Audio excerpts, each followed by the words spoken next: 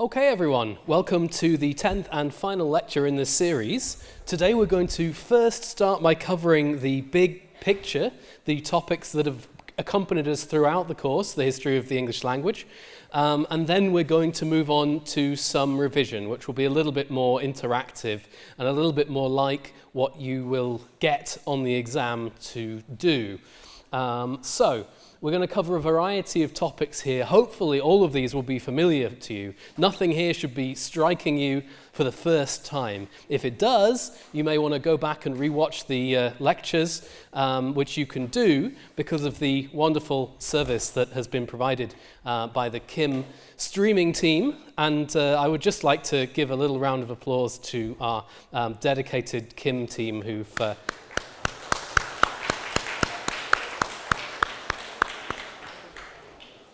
done a wonderful job in making sure that everything is available to you in terms of revision. So you've got all of that material, you've got all kinds of sources for revision, which I will touch upon later. Let's get started now with some of these big picture concerns. So, basically, where are we now, as opposed to at the beginning of the semester?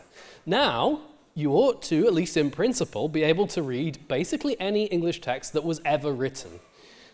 I'm not saying it's going to be easy, but you have the tools to do it, right? You know where to look, you know who to ask, you know where to go to in terms of resources, in terms of dictionaries, and in terms of the basic grammatical systems and the basic phonological systems and the basic lexical systems that underlie the English language from its very, very earliest days.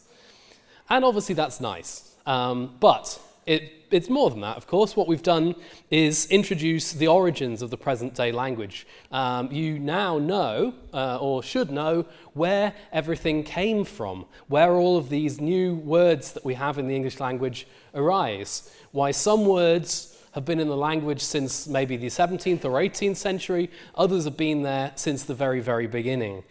And so some of those questions, some of those niggling questions that sometimes get asked, like why is the past participle of teach taught, but why is the past participle of preach not praught?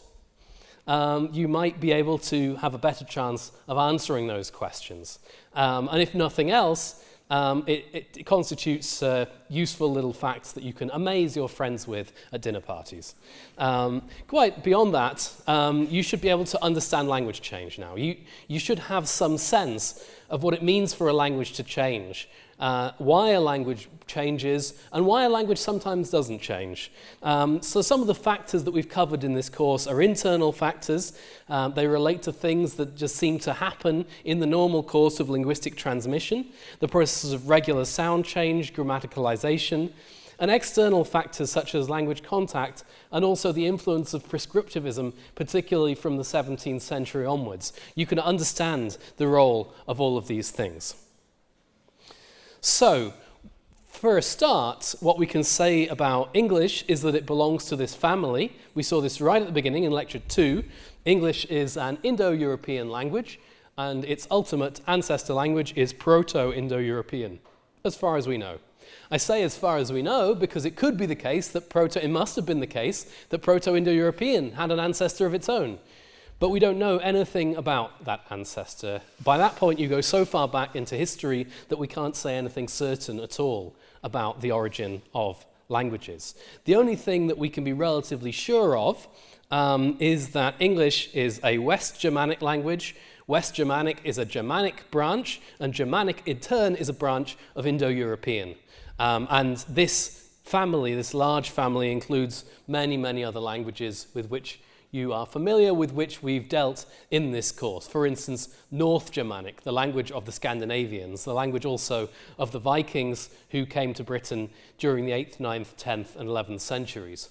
The Celtic languages, the languages in fact that were there in the British Isles before English even showed up. And the Italic languages, including Romance and Latin, which have always been there in the background, especially classical Latin as language of the church and language of power. So those are your Indo-European languages. How do we know that English is Indo-European? Well, the basic way that we know all of this is because of a property called regular sound change. And this we've seen throughout, but one prime example is Grimm's law, which we saw at the beginning of the course. Again, in lecture 2, we saw that, for instance, Germanic f, th, and ch, what kind of sounds are these?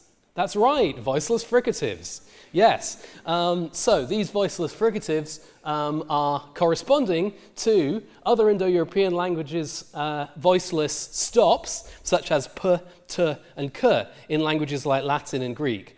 So voiceless fricatives correspond to voiceless stops in the other Indo-European languages. That's not the only part of Grimm's law. This is important. It's important to note Grimm's law also has Germanic voiceless stops corresponding to other Indo-European voiced stops, and Germanic voiced stops corresponding to other Indo-European voiced aspirated stops. So a Germanic f corresponds to a Latin p, a Germanic p corresponds to a Latin b, and a Germanic b corresponds to a Sanskrit, let's say, because it's easier, b, right, the voiced aspirated variant. So all three of those processes are part of Grimm's law. If you need to revise that, you can go on Ilias and watch the little lecture segment to do with Grimm's law and the regularity of sound change. And the regularity of sound change, if you recall, simply means that it isn't words that change, it's sounds that change. In terms of the pronunciation, sounds change, and every word that includes that sound will be affected by a given sound change. That's why Grimm's law is striking. It's not a law about how individual words change, it's a law about how individual sounds change. Here we can see, for instance, we can say with confidence that the Latin p reflects a Proto-Indo-European p. So in this instance, Latin and Sanskrit and Greek are the languages that have remained the same, and Germanic has changed. So at some stage, the ancestor language, Proto-Germanic, changed, and its voiceless stops, for instance, became voiceless fricatives. So when a sound, regularity simply means that when a sound change occurs in a language, all sounds of that type are affected. Doesn't matter what word they're in, doesn't matter what morpheme they're in, every single word. This is actually one of the most amazing discoveries of linguistics, because a priori, there is no reason to expect that language should behave this way. There's no reason to expect that sound change should be as overwhelmingly regular as it is. Nevertheless, that's what countless hours and years, whole research careers have gone into showing since the 19th century, since the neo-grammarians. So this is a really remarkable property of language change, and I generally say if people only know one thing about how language changes, this really should be it. Language sound change is regular because this is the entire basis for putting languages into families, and furthermore, it's a very striking empirical discovery that was made in the realm of linguistics. Now, these sound changes, of course, although they're regular, they're not universal. They don't affect everything constantly all the time. They're not laws in the sense, they're sometimes called sound laws, but they are not laws in the sense of, say, physical laws or chemical laws, right? They're not immanent properties. They are specifically temporally bound properties. So the sound change that we call Grimm's law, the first sound shift, erste Lautverschiebung, is a sound shift that occurred in the prehistory of the Germanic languages specifically. So it occurred wherever the Germanic peoples were, and we're not all that sure about that, but somewhere around southern Denmark, northern Germany is a good bet. So it occurred in this area at a specific time when the Germanic languages were emerging. That is probably sometime around 200 BC, though it's not possible to be very precise because we don't have any textual records from this period. So that's the regularity of sound change. Are there any questions about that? Okay, so another trend that we've seen in the history of the languages that we've been observing is a move away from syntheticity and towards analyticity. And by synthetic and analytic, we mean two different broad language types. In a synthetic language, and the best example of this is something like Navajo, the indigenous language of the Americas, one of the indigenous languages of the Americas.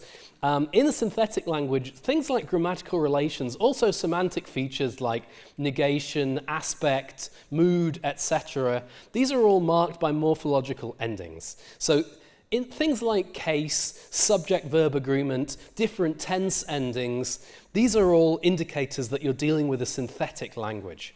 And synthetic languages have a higher morpheme-to-word ratio because in a synthetic language, you jam a lot of morphemes into a word and each morpheme has its own meaning. It's not really a property of words, it's a property, the semantic properties are associated with morphemes within words. And in languages like this, in the most extreme examples like Navajo, which are sometimes called polysynthetic languages because of their extreme syntheticity, in these languages, you can essentially say a whole sentence in a single word, right?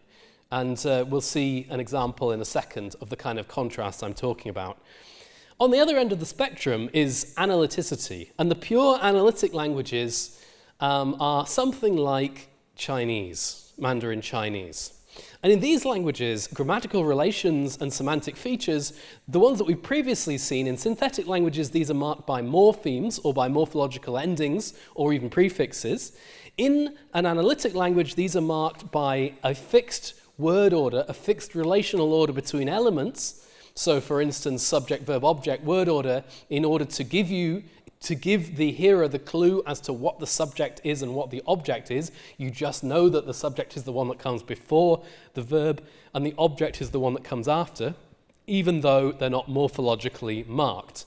The other way of doing it is, of course, via new independent grammatical words. So prepositions and pronouns. And languages that are synthetic that don't do this so much. Instead, they mark those same semantic features, those same grammatical relations using morphological endings. And in the analytic languages, then, of course, you'll typically get a lower morpheme to word ratio. In fact, 1-to-1 is not uncommon. So each word is just a single morpheme. And that's approximately what we see in most English words. You simply have, at least in terms of inflectional morphemes, you barely have anything. And of course, this wasn't always the case. And that is the entire point. That's why I've been ramming the lectures full of these morphological paradigms, which have all of these endings and all of these different forms for different nuances of semantics, nuances of meaning and function. And when you go back to Old English, the language looks much more synthetic. It's not nearly as synthetic as Navajo, nor is modern English as synthetic as Chinese, for instance. Nevertheless, there is a discernible trend. And here's an example of the kind of development that we're looking at. This is one that we saw in Lecture 2, but I'm revisiting it now to make more concrete what I've just said. So in Sanskrit, Sanskrit is an ancient Indo-European language in the Indo-Iranian or Indo-Aryan branch. You get a sentence like this. I'm not going to pronounce it. City, forest goes. And this means he goes from the city to the forest. The reason that we can get that meaning in just 3 words is because of all of these morphological endings. You don't need a subject pronoun because the verbal ending, T, is telling you that the subject of the verb is a third person singular, is a he. You don't need a preposition saying to the forest because there is an accusative case ending, which in this context means destination, and an ablative case, this at ending on city, is what gives you the origin, the source of the movement. So this is how you get you get so much meaning crammed into just 3 words. And Sanskrit isn't even the most synthetic language around, like I say. Just look at how they do it in Navajo. in Hindi-Urdu, which is the modern descendant, one of the many modern descendants of Sanskrit, you see that there are many more words, and these words have a much lower ratio of morphemes. So if you look here, each of these words has, it seems, 2 morphemes. You've got 3 words, each with 2 morphemes. In this example here, you have basically only 1 morpheme in every single word, except this one here, which has 2. So the ratio of morphemes to words in Sanskrit, a synthetic language, in this sentence is something like 2 to 1, whereas here it's very close to 1 to 1. Okay, so in the development from Sanskrit to Hindi-Urdu, we see that the case endings are lost, so these words for forest and the word for city, they've lost their case endings, so you don't have case endings anymore, and extra words have popped up to convey those extra nuances of meaning. So now you've got a pronoun, he, you've got a to, ko, and you've got a be auxiliary as well at the end, and you've got a from. So rather than having the case, you've got these prepositions, se, from, and ko, to, and so on. And this illustrates what I've just said about synthetic versus analytic languages. What's interesting here is that it's not just English that undergoes the development from more synthetic to more analytic. This also happens in many, many other branches of Indo-European. In fact, pretty much all of them. So if you look, for instance, at the Slavic languages, I don't know if there are any Slavicists here, you find that exactly the same thing happens. When you go and look at Old Church Slavonic, which if you are a Slavicist you will have to do, for better or for worse, if you go and look at Old Church Slavonic, you'll find that it's got really rich endings. And perhaps the Slavic languages aren't as far down this path as English is, but nevertheless, the development from synthetic to analytic is there. It's there in the Indo-Iranian languages. It's there in the Romance languages as well. Compare classical Latin with, say, modern French or modern Spanish. Right? Much more action in the morphology in classical Latin, much more action in the syntax in modern Spanish or French. And so this is something that's very broadly true of the Indo-European languages. English is no exception. Germanic is no exception. The earliest Germanic is already less synthetic than Sanskrit. Perhaps that's not surprising also because the earliest Germanic texts are quite a lot later than the earliest Sanskrit texts. Nevertheless, it seems that the Germanic languages have undergone this development towards analyticity more. And among the Germanic languages, English is probably the one that's the furthest down that path. And we're entitled to ask why. So what sort of changes do we see in the history of English then? We see, first of all, the case system basically disappearing completely. I talked last time about the remnants of the case system, which isn't really a properly functioning case system in that you get object forms where you would expect to get subject forms. You get things like, me and him will go to the shops tomorrow. Perfectly grammatical. And you also get subject forms where you would expect to get object forms, as in, between you and I, where the I is a subject form that you might not expect to see in this object position. Certainly, if you compare the German equivalent, something like zwischen dir und ich, yeah, I see a look of horror on Jens's face. So this is not something that you can say, right? So English has done something really weird with the few remnants of its case system, which you only ever find on pronouns anyway. We also find more use of prepositions, not surprisingly. We find these to and from and till, etc. We get an almost complete loss of verbal agreement with the subject. As I said, in some varieties, verbal agreement with the subject seems to be leveled out entirely and completely disappear. And we also get more use of modals and more use of auxiliaries. Things like the progressive passive, where you get a stacking up of many different auxiliaries, are things that we only find in the later history of the language. Even the progressive in general, with its be auxiliary, is something that we only really see later. So we get all of these developments. We also get obligatorification of certain features. In Old English, as I've shown you, it's not obligatory to have a subject in every single clause. In modern English, it is, even if the subject doesn't refer to anything. So it's perfectly normal to have a subjectless sentence in Old English, and to a lesser extent in early Middle English as well. Word order becomes less flexible, so we've got this SVO word order that you can characterize modern English as, and in Old English you've got a lot more in terms of possibilities to express different nuances of information structure, different semantic and functional nuances.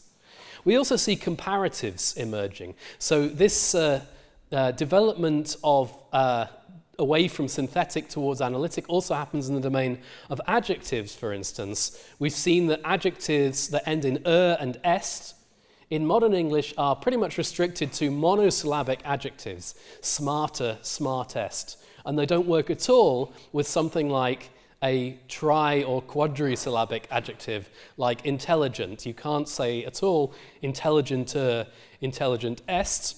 Instead, you have to have more intelligent, most intelligent. And these are examples of an analytic comparative and an analytic superlative, respectively. Okay, so why? Why did all of this happen? Why did English drop all of this morphology and start fixing up its word order into a more stringent system? Why would that happen? It can't be anything to do with standardization because it happened far, far too early for that. Remember, most of these developments were substantially underway in the earliest Middle English text when you look at things like the Peterborough Chronicle. And even in Old English, we're dealing with a much less synthetic system than something like Sanskrit or Latin. So why did this happen? One theory is that the stress shift caused this to happen. So if you remember, along with Grimm's law, the stress shift is one of the three main features setting Germanic apart from the other Indo-European languages. And what happens is the stress shifts onto the first syllable of the word. So Old English has a really, really nice, clean, exceptionless, almost exceptionless stress system, in which the first syllable bears the stress. And that, according to some linguists, meant that the endings became weakened because the endings, the morphological endings, were no longer bearing stress, and so they basically eroded over time. They kind of fell off because you couldn't hear them properly because they weren't being stressed.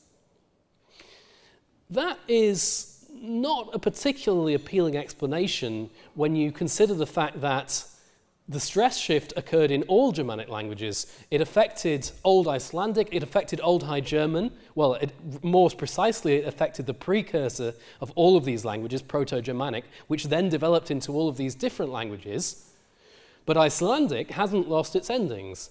German hasn't really lost its endings. It's lost some, but there are still plenty of endings in German that you guys mostly know automatically, and poor suckers like me have to learn from a textbook. So we've got all these endings in German and we've lost them in English. Why? Why would that be a result of the stress shift if the stress shift affected all of these languages equally? Okay, it's like saying 3 people got a cold, one of them died, and the person who died because they got the cold. Right? It's a bad explanation because it doesn't account for why the other 2 people didn't die. So, okay, why did this happen? Another explanation is language contact. And if you're interested in that, you can take a look at this very nicely written book by Peter Trudgill from 2011, which is given in the references, called Sociolinguistic Typology. He tries to make the case that the reason that English is special among the Germanic languages is because of the kind of contact scenarios it's undergone. Of course, this can't be the whole picture. It's not as clean as this. It's not as neat as this. Old English was not a completely synthetic language. I've already said this several times, but it's worth emphasizing. First of all, the word order was not free. Sometimes people describe the word order of Old English as free. And I get extremely angry when this happens, right? My blood pressure goes way up, and it's really bad for my general health. So please never call English word order free, right? Word order is quite restricted. It's restricted by precisely the kind of rules that we were looking at in lecture 4. So verb second rule, for instance. These were rules. You couldn't just ignore them, right? There was more flexibility than there is in the modern language, but these were not fixed. These were not loose, completely free word order where you just jumble the words up in any kind of word salad that you like. It was nothing like that.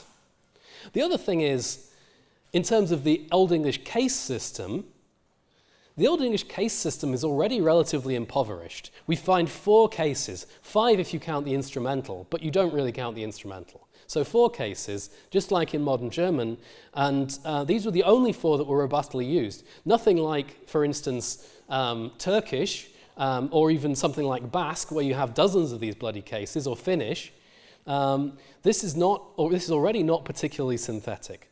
In terms of subjects, as I've said, Old English could leave subjects out, but it mostly only left them out when they were non-referential. It was very rarely the case that referential subjects were left out. So in a sentence like, he went to the shops, where the he refers to a person, Old English speakers would also have had to use that he. They couldn't have just left it out and said, went to the shops. That wasn't possible, or at least it was only possible in very early texts and only very marginally. You also, if you look at the verbal agreement paradigms, and remember that these paradigms get given on your exam, so there's no need to memorize them all, the verbal agreement paradigms show that in the plural, verbs never agreed for person. There was never any distinct person marking in the plural. There's person marking in the singular, but there is no person marking in the plural. That's not a very synthetic feature. That already shows that Old English is quite a way down the path towards analyticity. But that's not even the end of it. Modern English isn't a completely analytic language either. You can still do things like moving words around in order to create topicalization constructions. If you want to say something like, beans I like, carrots I hate. 100% grammatical, perfect sentence. So, what's going on there? Why can we move things around even though this is an analytic language? It's just fine, it just works. So this is clearly not a purely analytic language. Similarly, in some ways, it seems like English has actually been developing more morphology. So the nt ending, for instance, in words like won't and don't and can't, this nt is basically an inflectional morpheme. If you want to read more about that, Zwicky and Pullum have an excellent article where they argue for the precise status of nt as a morpheme. It's not just a separate word that's got stuck onto the end. In modern English, it really is an inflectional morpheme. Because it affects, for one thing, it affects the shape of the word. So if you take the verb do and add nt, you don't get don't, right? You get don't. If you take the word will and add nt, you don't get willn't, right? You get won't. So these alternations suggest that we're dealing with a morphological ending, nt, and not a separate word or even a clitic. That at least is their argument. But if new morphology is developing, that is actually pushing the language into the direction of being more synthetic. So this isn't a one-way street. It may seem like most of the traffic is going one way, but there are a few cars going the other direction as well. Okay. So these contractions, nt, also contractions of verbs like I'm and I'll, these you can argue are similar. They're moving in the direction of being inflectional morphology, and so maybe the future of English is that it might become more synthetic after all. Who knows? The future of English is still being written. Overall, though, there's a robust tendency. So on the whole, Old English is more synthetic, and on the whole, modern English is more analytic. We should just be careful not to overplay this, right? It's not the whole story. Any questions? All right, so how do these new endings emerge? One way in which they emerge is via grammaticalization. And grammaticalization is a process that we've seen a few times during the course, even if I haven't explicitly drawn attention to it every time. So grammaticalization can basically be visualized by this arrow. Lexical things become grammatical. That's what grammaticalization is. Lexical items become grammatical. More independent items also, like free words, become more dependent. So free words, for instance, become affixes in the history of English. That's what we see with not being reduced to the clitic form nt, which arguably today is morphology. It's an inflectional ending. So that is a nice example of grammaticalization, but there are many, many more. Typically, lexical words are things like nouns and verbs and adjectives and adverbs. Functional words are things like complementizers, auxiliaries, and you can distinguish functional words by the fact that there's only a very small number of high-frequency items in those classes. So those are the function words. Those are the grammatical words. Prepositions are somewhere in between. People don't agree on whether prepositions are fully lexical or fully functional. They may be somewhere in between, or some prepositions may be more lexical and others more functional. But complementizers, so in elements that introduce clauses, subordinating conjunctions in traditional terminology, these are definitely grammatical elements, definitely function words. And so when we see that prepositions like for and till become complementizers, that's a strong suggestion that what's going on here is grammaticalization. We also see the verbs have, be, will, and do developing into auxiliaries of various kinds. This also is a process of grammaticalization because verbs are a very, very purely lexical category. You can have any number of verbs. You can go home if you like and try and count the number of verbs in the English language. I wouldn't recommend it as a revision task, both because it's not very interesting and because it would take ages. And there are better things to do with your time, but you can count the number of auxiliaries in English very quickly because there aren't that many of them. So auxiliaries are a closed class, they're function words, and verbs are lexical words. We also get like becoming a marker of reported thought, the one that we discussed last time. So the students are all like, about the exam, that like. This is a preposition initially, or even an adjective, and it becomes eventually a purely grammatical marker for reported speech or thought. And then finally, negation, which we talked about a bit in Lecture 7, and I'm going to come back to that in a second.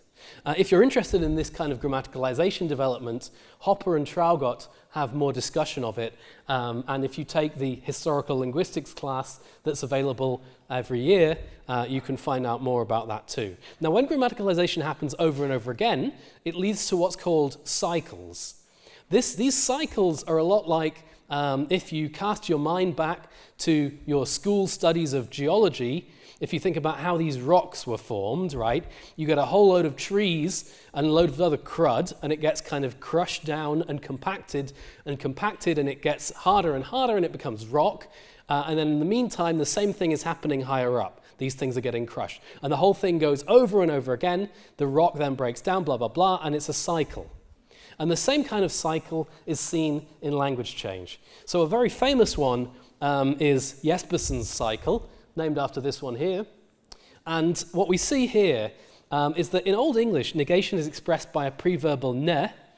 This is essentially a morpheme, a lexical morpheme, an inflectional morpheme, sorry. In Middle English, we get a new negator being added. So for of all his strength, nedredewi nawicht, we don't dread anything, or literally, meaning we do not dread his strength. This is a process of grammaticalization because this word, nawicht, originally meaning not a thing or nothing, becomes a pure negation marker. And that pure negation marker is one of a kind. It's a function word. We also see then the original negator being lost. In an example like this from Chaucer, we see he may not. The earlier form, in earlier Middle English, we would see something like this with a ne. So it would be he ne may not. And this is a bit like what you see in standard French, where with ne pas, right, if you know any about that. So basically what's happened is a new negator has come into the system, and at the same time the old negator is gone. The old negator dies out, it disappears. And this is something that happens not just in English, but in all kinds of other languages too. So this is a partial list of languages that have undergone this process. Some of them, you can say, well, maybe this was language contact. So we know that, for instance, Breton was in contact with French. We know that Dutch was close by. But Burmese, for instance, on the other side of the world, undergoes the exact same change. Quiché Mayan in South America undergoes the exact same change. Palestinian Arabic undergoes the exact same change. So not all of this is language contact. Instead, it seems to be a historical development that happens again and again and again over languages. And this is another important fact about language change. Perhaps the second most important fact after the fact of the regularity of sound change. And that is, language change is not just a sequence of arbitrary, random, unrepeatable events. Rather, what we see in language change is the same old shit happening over and over again, basically. We see cycles, we see developments that happen again and again in similar ways in different languages. And again, if you want to find out more about that, you can take a historical linguistics seminar, which is more about language change in general. There will be one offered next semester. Okay, any questions? So, an external influence that's been very important in the history of English, as stated, is contact. There have been many, many different contact effects on the history of English. This, I should say, this is not a map or a plan of who was there first in the British Isles. Rather, this is the people, the sort of influences that the English language was subject to at a given time. So, for instance, here Latin is earlier than Celtic, even though we know that the Celtic people were in the British Isles much, much earlier. The reason that Celtic isn't listed down here is because although Celtic was in the British Isles, the Celtic speakers were in the British Isles, the Anglo-Saxon speakers weren't, right? They didn't arrive until around this date, 449. So the language that Germanic was mainly influenced by before the Anglo-Saxons came to the British Isles was Latin. And not just classical Latin, but also the spoken Latin, the vulgar Latin of the provinces, a real living Latin language of the time. So we see Latin, we see Celtic. As soon as the Anglo-Saxons get to the British Isles, they are in contact with the Celts. There's a very interesting language contact situation there with all kinds of implications. Later on, you get the Vikings, and around the 10th and 11th centuries, you see a lot of Viking Scandinavian influence, including in fairly core vocabulary items such as egg and give, right? Who doesn't need to talk about eggs? Most people need to talk about eggs, right? And from 1066, we get Latin coming back. Latin emerges again as this high-status language. In fact, it never really went away. And of course, French. First Norman French, and then French. So we've got all of this going on, and these are just a few examples of the words that came from these languages. From the Renaissance onwards, throughout the Enlightenment and beyond, we get lots of Greek borrowings, particularly in technical registers. From the colonial period, from about 1600, we get borrowings from all kinds of languages with which the British Empire was in contact, and later America and its international reach, and of course, much, much more. Now, contact is obviously the primary language external factor that influences English. Prescriptivism, probably a close second. And one interesting question here is, do different types of language contact lead to different types of change? So if you put a bunch of adults learning a second language into a community, is that the same as if you put, for instance, a bunch of babies into a community and they learn that language from birth? Drudgill, again, argues no. We know that children and adults learn languages differently, right? Babies don't spend lots of time on Duolingo practicing their vocabulary. Right? Babies don't read grammars, mostly. I mean, your experience may differ, but I have not seen many babies that read grammars. So there are two different types of language acquisition there, and those types of language acquisition, according to Trudgill, give rise to different types of language change, different types of contact scenario. And this proposal is extremely interesting. We don't have time to go into the detail of it, but if you are interested, back in 2012 or 2013, I carried out an interview with Peter Trudgill, which is an audio interview that you can go and listen to if you're interested. So, how can we roughly summarize the major contact influences in the history of English? Let's start with Celtic. Celtic's the most interesting one, because Celtic is disputed. People don't agree on what the effects of Celtic were. This is something that has been on the agenda for many years, something that people have debated, have argued about, especially over the last 20 years or so. So this again just goes to show that the history of English isn't a closed book. We're still finding out new things all the time. So on the whole, what we can say about Celtic is that there isn't much in the way of lexical influence. There are place names, there are a few terms for things like features of a landscape, like a tor. There are words like brock for badger, which are even only really exist as dialect words, and then very specialized words like druid, which people don't even talk about very much these days anyway, at least mainly perhaps because druid is not seen as a very prestigious lifestyle choice in the 21st century. I would quite like to be a druid, but my employment advisor said that academia was probably a better choice. So, we've got Celtic lexical influence that's kind of on the tiny level, but we've also got grammatical effects that have the potential to be enormous. The extent of this has yet to be discovered. We're still researching it. When it comes to Latin and Greek, we see the opposite. We see an absolute ton of new words in the language, but we see almost nothing that can be meaningfully said to be grammatical influence. All we see is this lexical influence and maybe an influence on stress patterns too. Again, probably mediated by the lexicon. So basically, we're dealing with the lexicon here.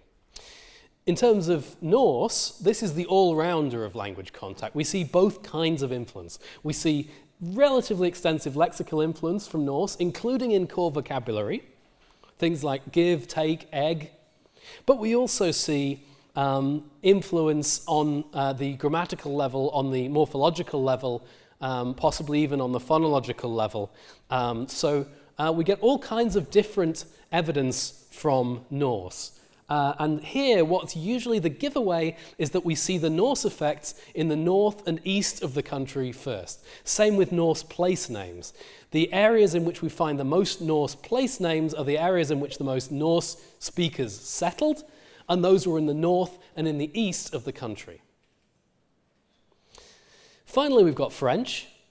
French has probably the biggest lexical influence of any language, and on the whole, it got relatively few effects elsewhere, given how huge the lexical influence was, but we do find morphological influence. We do find, for instance, derivational suffixes that come from French. So these derivational suffixes that come from French are something quite striking. We even find them being used with native vocabulary, especially from the early modern period onwards, but even in Middle English.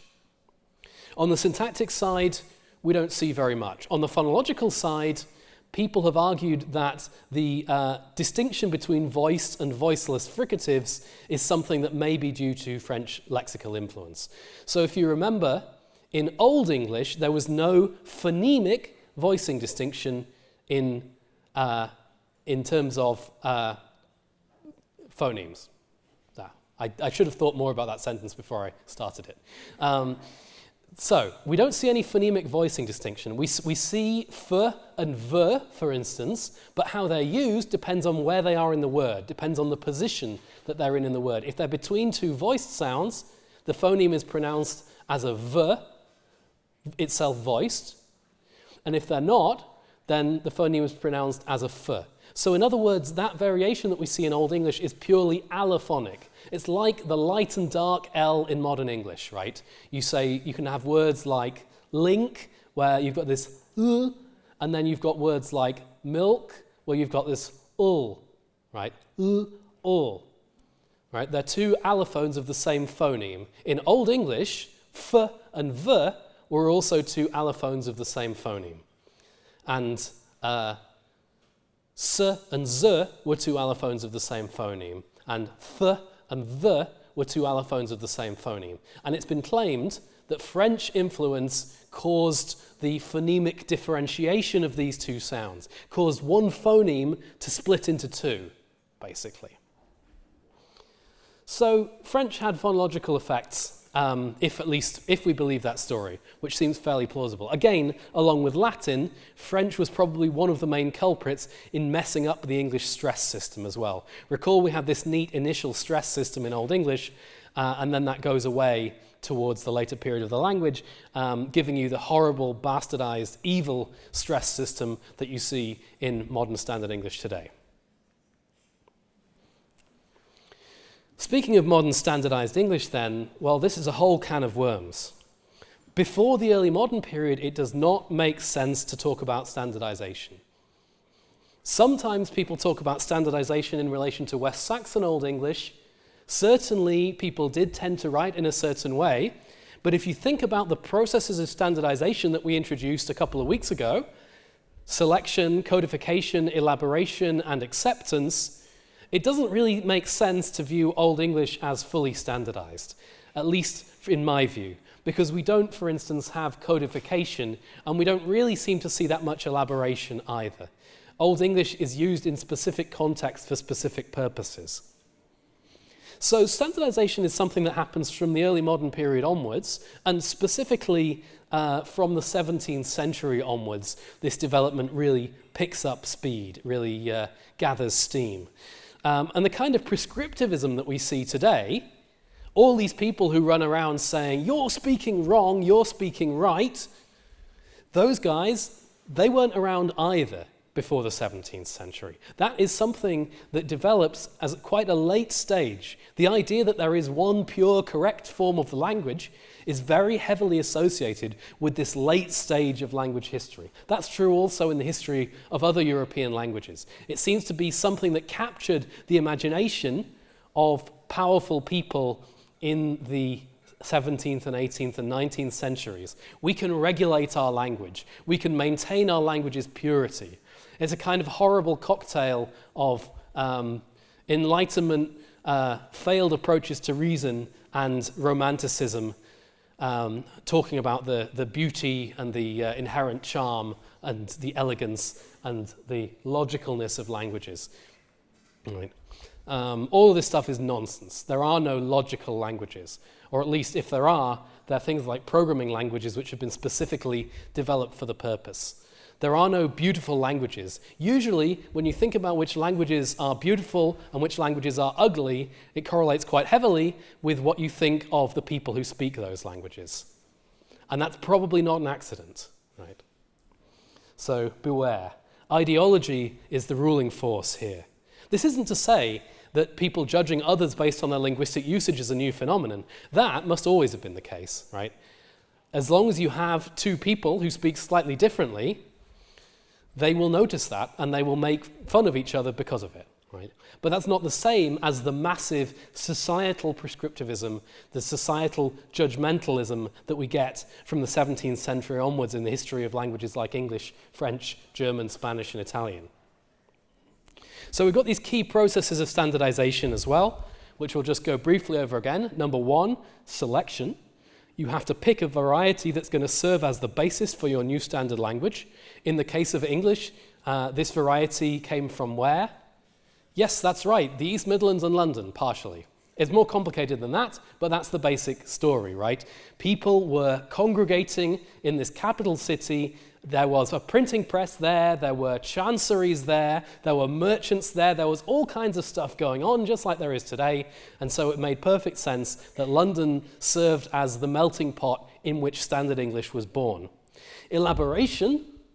This is the development of the vocabulary of the language in order to deal with new and different fields. So in other words, We aren't just using English for writing quaint little poems or for writing letters to one another. We can also use English to write about science. We can use it to write about maths. We can use it to write about theology. We can use it to write about philosophy. And all of these highfalutin purposes mean that you need an extra vocabulary, extra words that previously may only have been known from Latin and Greek, for instance. Codification, third step. This is when you get grammars and dictionaries. And acceptance, finally, when people agree on which language, which standard variety will serve as the standard variety. Now, what are the effects of prescriptivism on the whole? Does it lead to language change? If you tell people, don't use this particular word, don't use this particular structure, does it actually have an effect?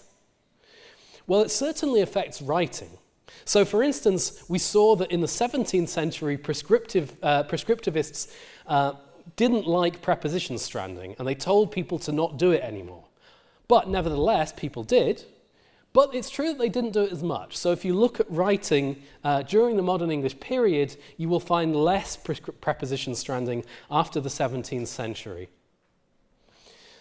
Of course, the real language action is going on in people, individual people, people's minds, people's brains throughout the population, and it's certainly not the case that preposition stranding is dead.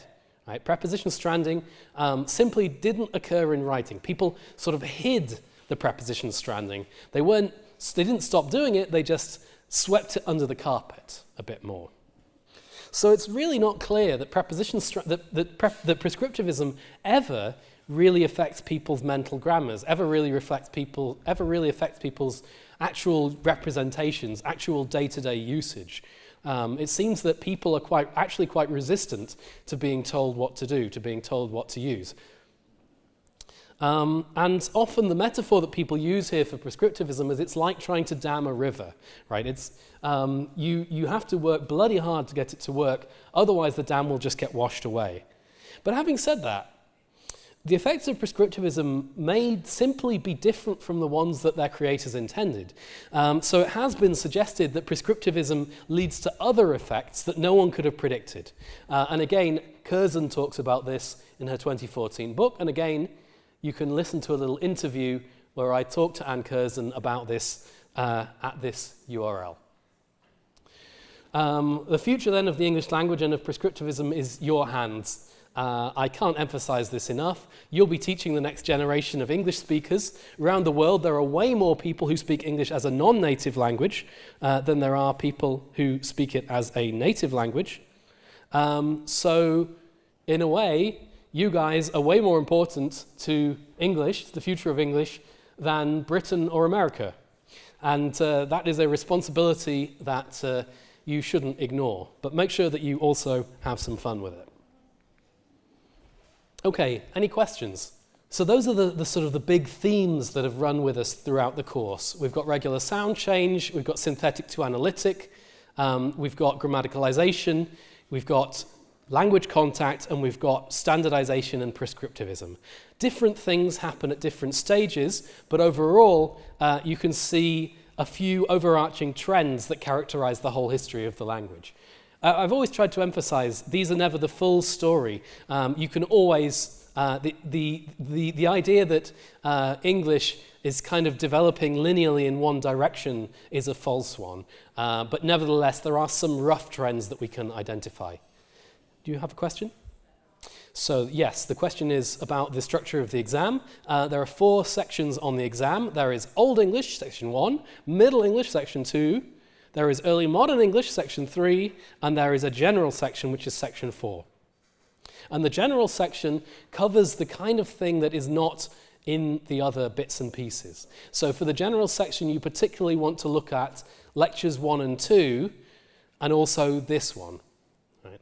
But there are questions from all over in that section, so you can't be too well prepared. All right, so on to some revision then. You've got all kinds of resources for this.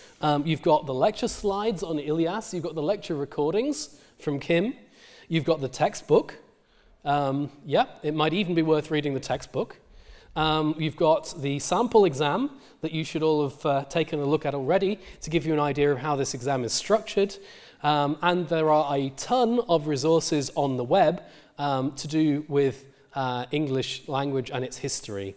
Obviously, you need to be a little bit careful by this point, but as you're probably all mostly in your second semester or beyond, and that means I'm going to presuppose that you know how to identify crazy people on the internet, right? I can't really presuppose that, but you all ought to be fairly good at that by now.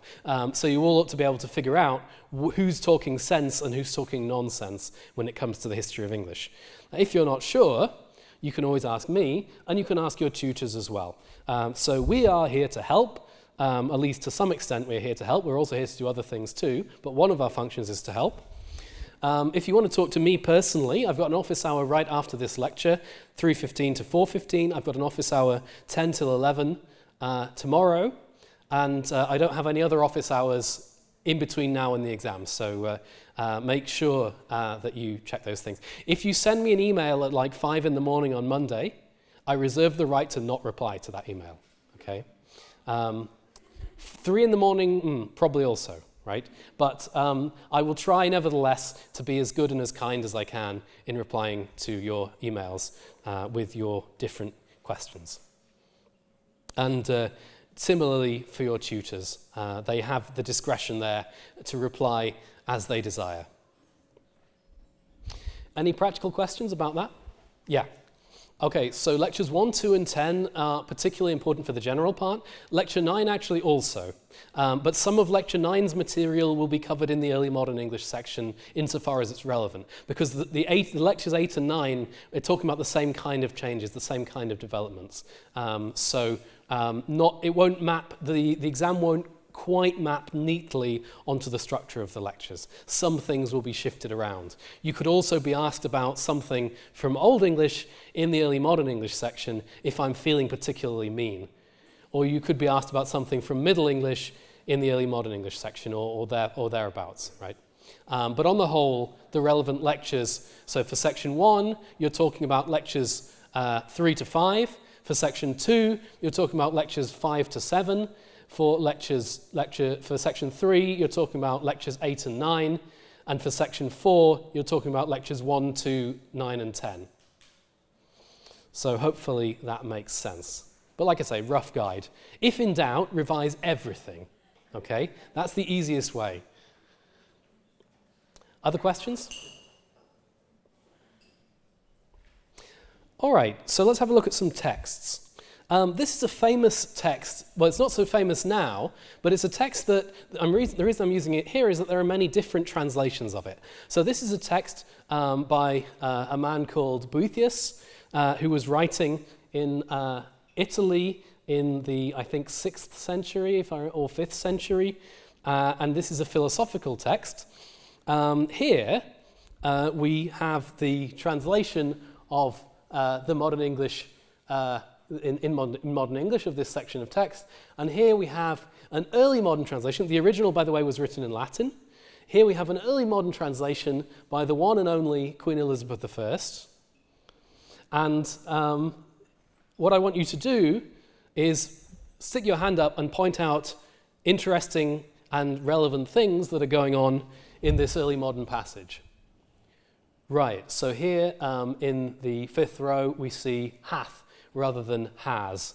Right? This th ending is something archaic. If you remember, we find it in the early modern period still, and sometimes only with certain verbs.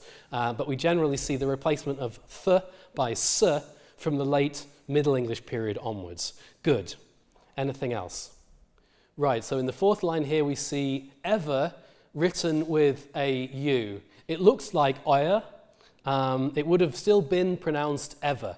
This is to do with the special orthographic distribution of U and V in early modern texts. Right? They're not used 100% consistently, but there are generalizations to be made.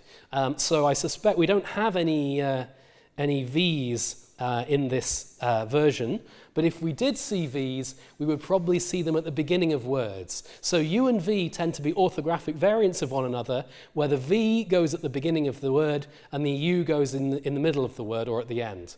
And that's regardless of whether it actually represents an U or a V phonemically. Right? So this is an orthographic peculiarity of the early modern period.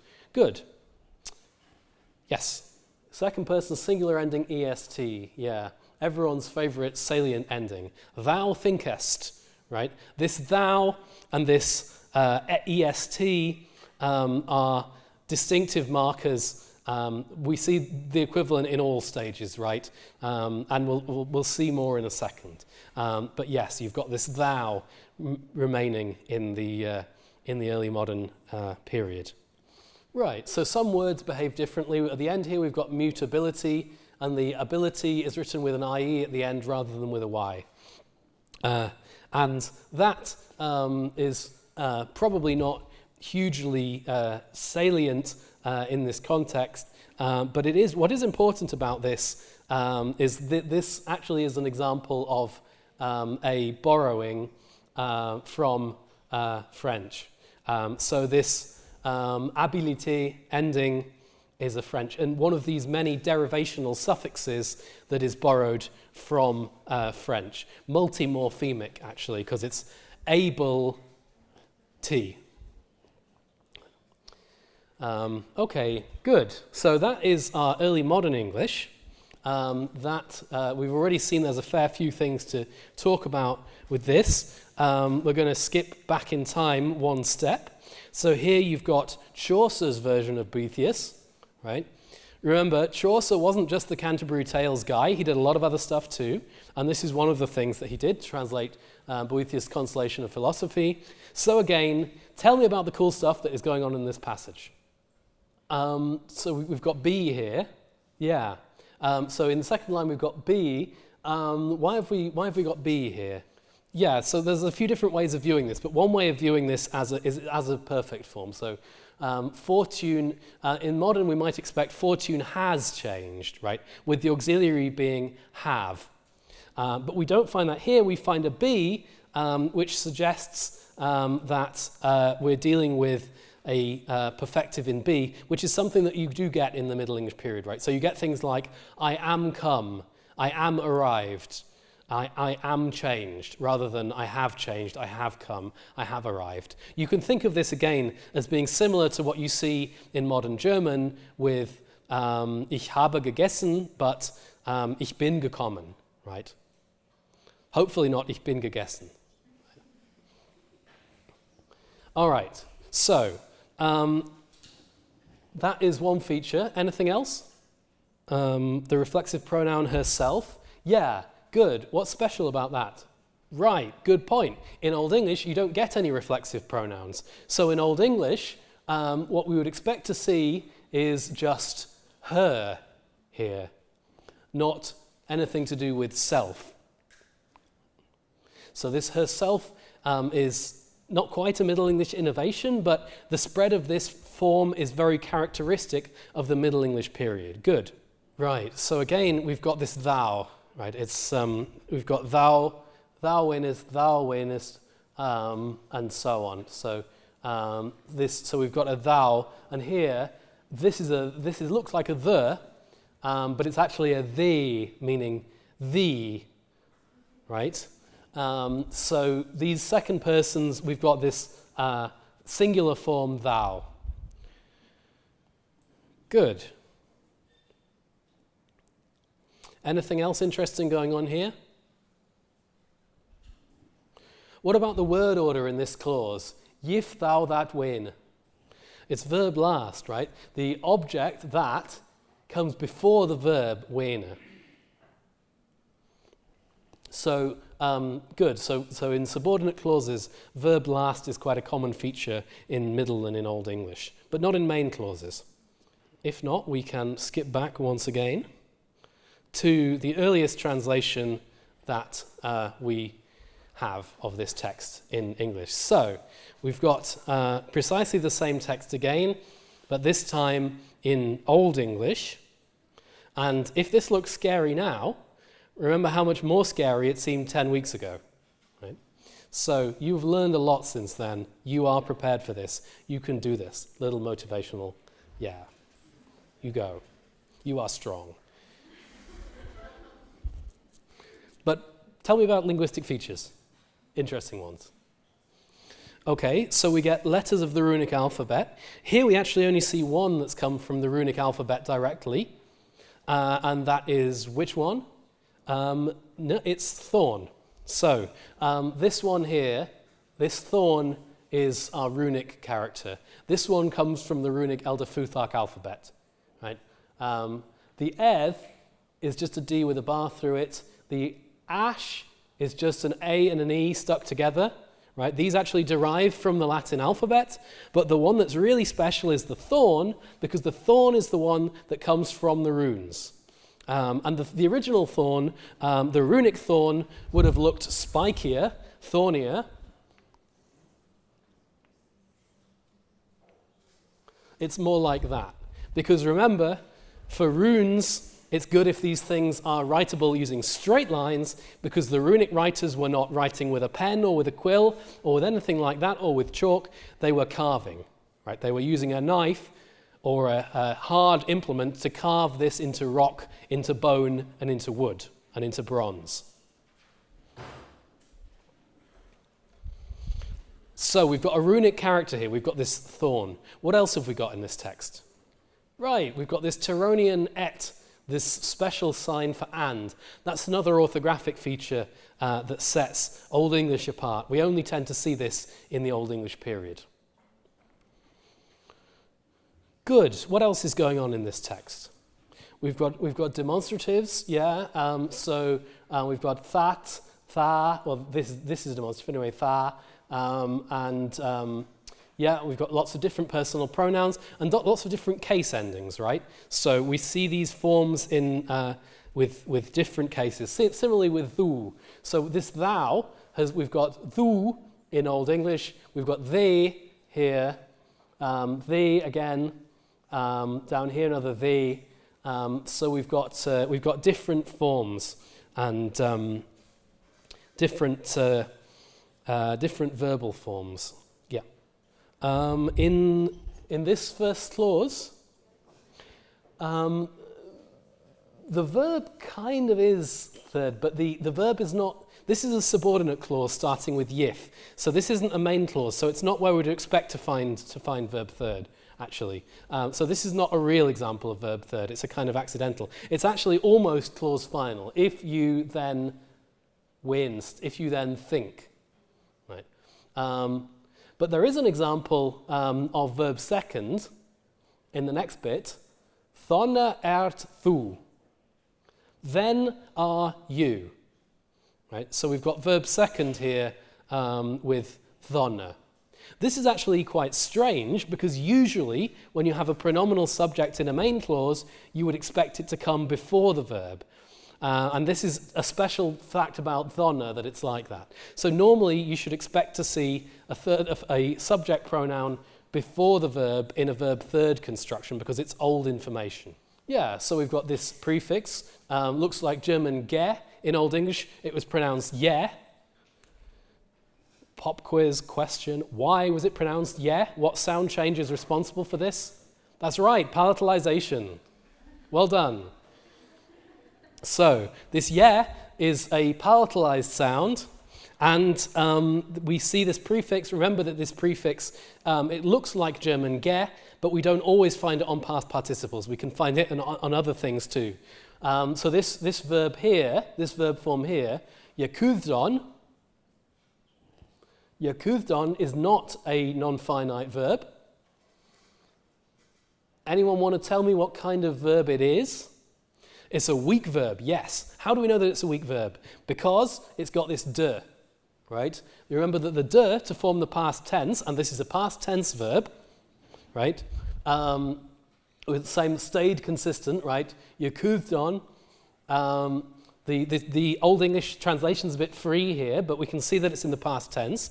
And the past tense de, this de is a clear marker for past tense verbs. Remember that this is the third thing that marks the Germanic languages out from the other Indo-European languages. The first one was Grimm's law, the second one was the stress shift, and the third one is the weak dental preterite, this de that we see in the past tense form of weak verbs.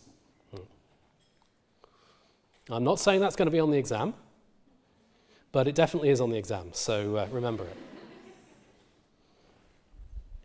Anything else we know about this verb? Anything we can figure out? This is a bit mean to ask you to do this without the paradigms, but what about this on ending? Can anyone say anything about that? No? Fine. If you have the paradigms, you can look it up. It's a plural ending, right? So the on is a distinctly plural ending. We see the same one here. Behold on. Okay, well, if nothing for now, that's probably enough for the time being. I don't want your brains to explode pre-exam. So that is more or less the end of it. So we've got, the task is to revise. Please take a look through everything that you can look through. This time next week, we've got the exam. Now, there are some special instructions to observe for the exam. Firstly, I would like everyone to be here on time. I noticed today there were people trickling in at about 25 to 2. Don't do that on the day of the exam, please.